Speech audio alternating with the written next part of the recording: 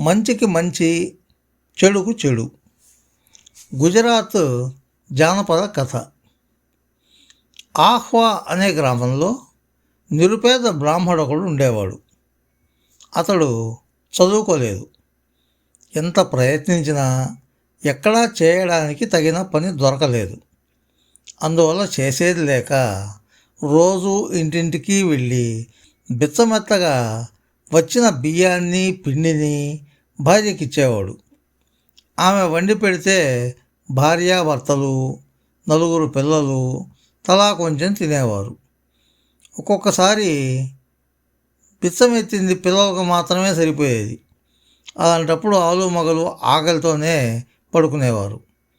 బిచ్చమెత్తిన దానిలో కుటుంబం అంతా ఎప్పుడో కానీ కడుపు నిండా తిన్న పాపాన పోలేదు. ఆ సంగతి తెలిసిన మరో మార్గం కనిపించక బ్రాహ్మడు బాధపడుతూ అలాగే కాలం గడపసాగాడు.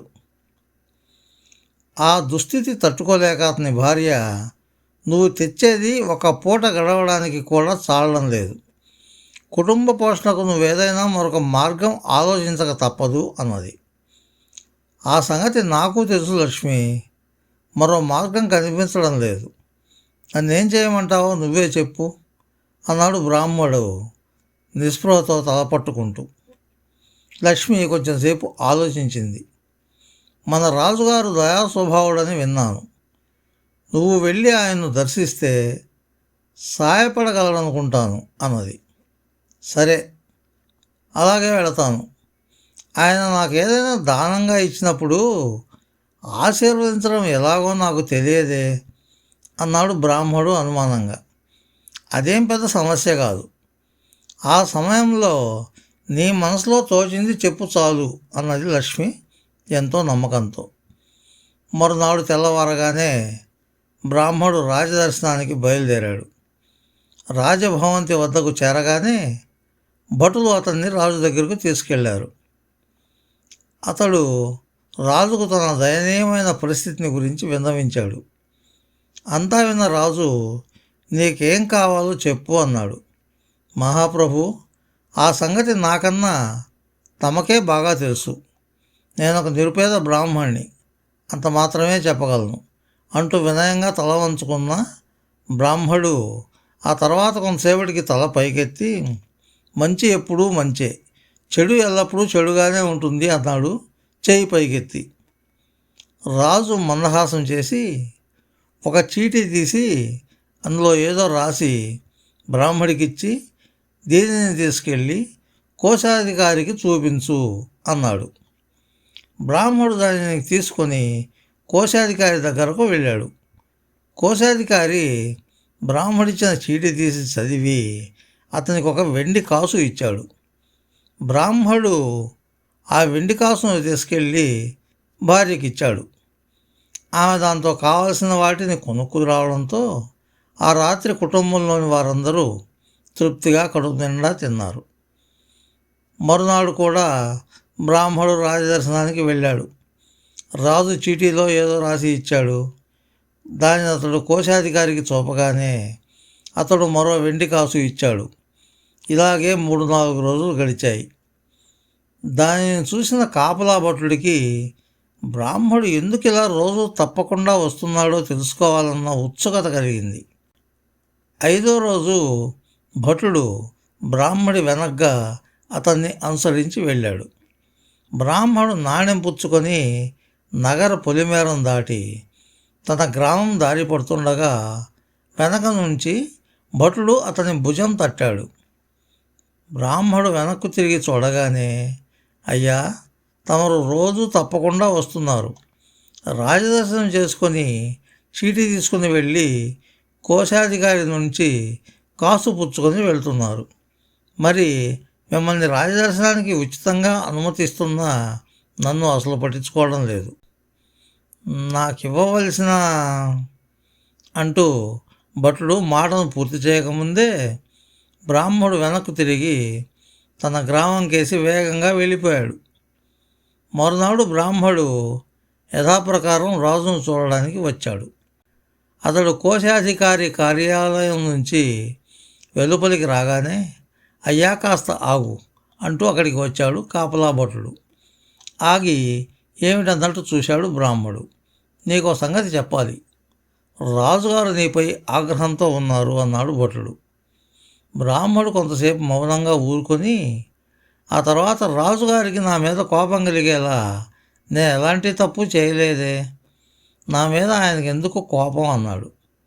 భటుడు అతన్ని సమీపించి అటు ఇటు ఒకసారి చూసి, నేను రాత్రి అలసిపోయిన రాజుగారి పాదాలు ఒత్తుతుండగా నా దగ్గరికి వచ్చి వెళ్తున్న బ్రాహ్మణ్ణి చూశావు కదా, అతడు దీవించేప్పుడు అతని నోటి నుంచి దుర్వాసన వెలువడుతుంది అన్నారు.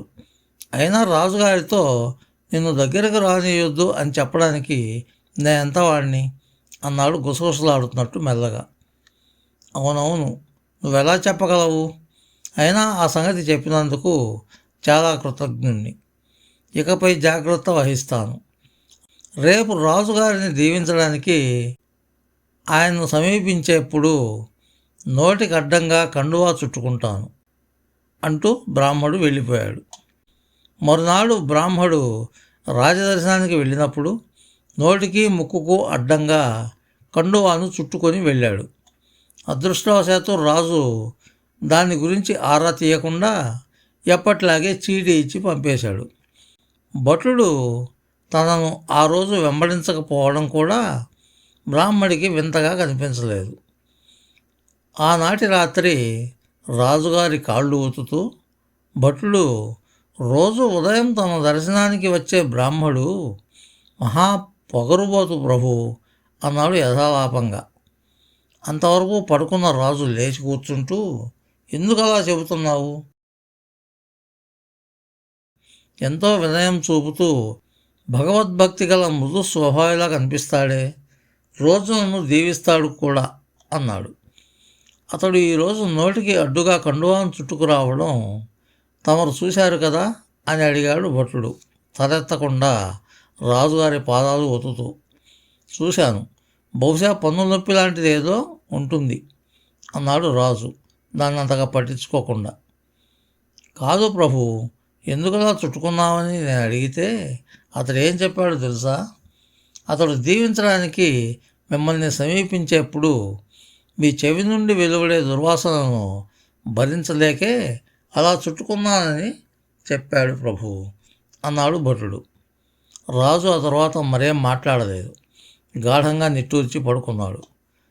బ్రాహ్మడు రోజు తనను దీవిస్తూ చెప్పే మంచి ఎప్పుడూ మంచే, చెడు ఎల్లప్పుడూ చెడుగానే ఉంటుంది అనే మాట ఆయన మనసులో కదలాడసాగింది.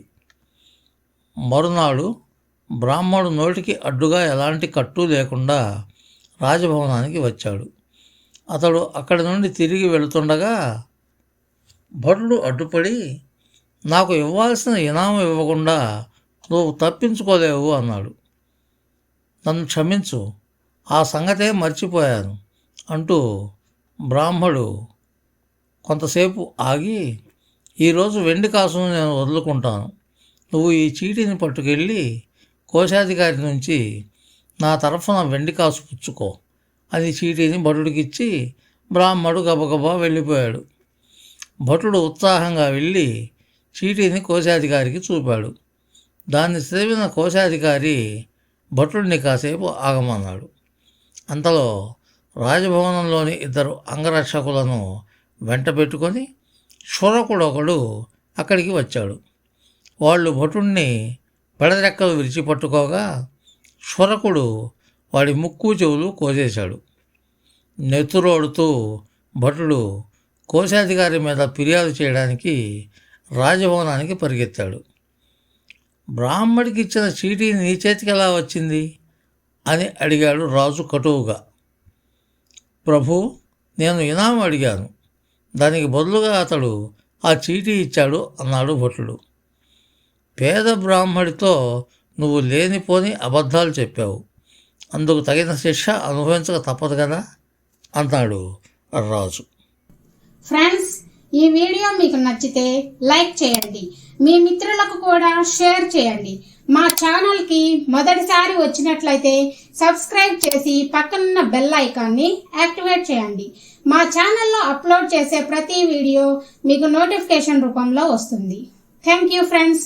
Thank you very much for watching this video. Bye bye.